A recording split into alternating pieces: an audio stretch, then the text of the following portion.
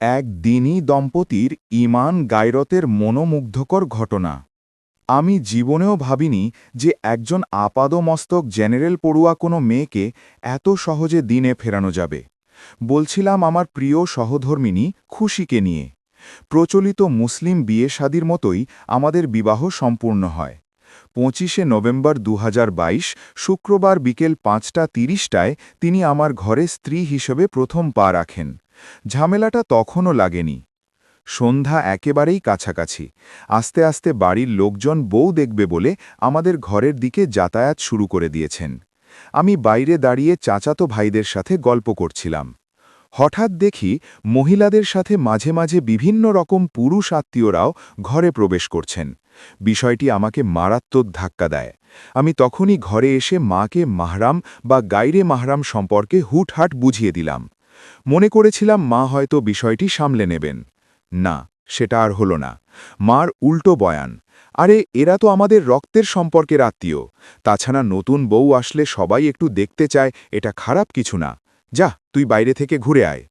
যাই হোক, মায়ের সামাজিকতা রক্ষার ডায়ালগে আমার মন ভরেনি। আমি চাচ্ছি যে গাইরে মাহারাম কোনো পুরুষ আমার স্ত্রীকে দেখতে পারবে না। আস্তে আস্তে উনি অর্থাৎ আমার স্ত্রী যে রুমে বসা সেই রুমের দিকে গেলাম। মহিলারা তাকে ঘিরে বসে আছে। একটু সাহস করে সবাইকে বলে দিলাম, আপনারা একটু বাইরে আসুন, আমি ভিতরে আসতে চাই। সবাই তো অবাক। এক একজন এক এক কথা বলতে বলতে বাইরে বেরিয়ে আসলো। আমি স্ত্রীর কাছে গিয়ে মাহরাম বা নন মাহরাম সম্পর্কে যতটুকু সম্ভব বুঝিয়ে দিলাম। আলহামদুলিল্লাহ, সেই দিন থেকে নিয়ে আজ পর্যন্ত কোনো গাইরে মাহরাম আমার স্ত্রীকে সামাজিকতার দোহাই দিয়ে দেখতে পারেনি। আমরা নিম্নবিত্ত পরিবারের লোক, তাই বলে আমার স্ত্রীকে সবার দেখতে হবে না, ইসলাম আমাকে এটা শেখায়নি। আমি যখন স্ত্রীর পর্দার ব্যাপারে কঠোর হতে লাগলাম, তখন বাড়ির লোকজন নানান কথা বলতো, কিন্তু এতে করে আমার স্ত্রীও আরও কঠোর হতে থাকে। আমি সবসময় আমাদের পরিবেশ নিয়ে চিন্তিত থাকতাম। আল্লাহ পাক এমন একজন আহলিয়া মিলিয়ে দিলেন যে নিজেই এগুলোর বিরুদ্ধে সংগ্রামে লেগে যায়। সুম্মা আলহামদুলিল্লাহ। এরপর থেকে প্রতিদিন তার সাথে পর্দার গুরুত্ব, বেপর্দার শাস্তি ইত্যাদি বিষয় সম্পর্কে বুঝাতে লাগলাম। মাশা আল্লাহ, বিষয়গুলো সে যতটা গুরুত্ব দিয়ে শুনত ততটা গুরুত্ব সহকারে আজ পর্যন্ত মেনে চলতেছে। কোনো দিন উল্টো প্রশ্ন করেনি। আশ্চর্যের বিষয় হল, আজ পর্যন্ত সে কেনাকাটার জন্য বাজারে বা মার্কেটে যায়নি।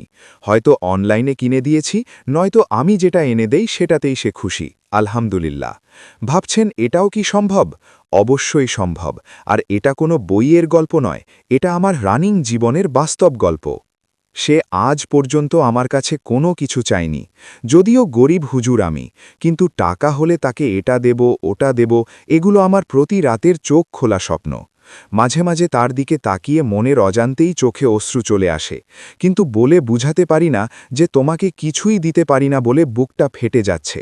সব মিলিয়ে অসাধারণ কিছু গুণ রয়েছে তার মাঝে। সবরের দিক থেকে সে আমাকেও হার মানিয়ে দেয়। এখন আমাদের এক মেয়েও আছে। দুনিয়ার নানা ঝামেলার মধ্যেও আমরা অনেক অনেক সুখে আছি, আলহামদুলিল্লাহ। আল্লাহ যেন আমার প্রিয়তমা আহলিয়াকে এ যুগের শ্রেষ্ঠ রমণী হিসেবে কবুল করেন, আমিন। দ্রষ্টব্য, উপরের এই বাস্তব ঘটনার যুবকটি হল জাকির হুসেইন মারওয়ান।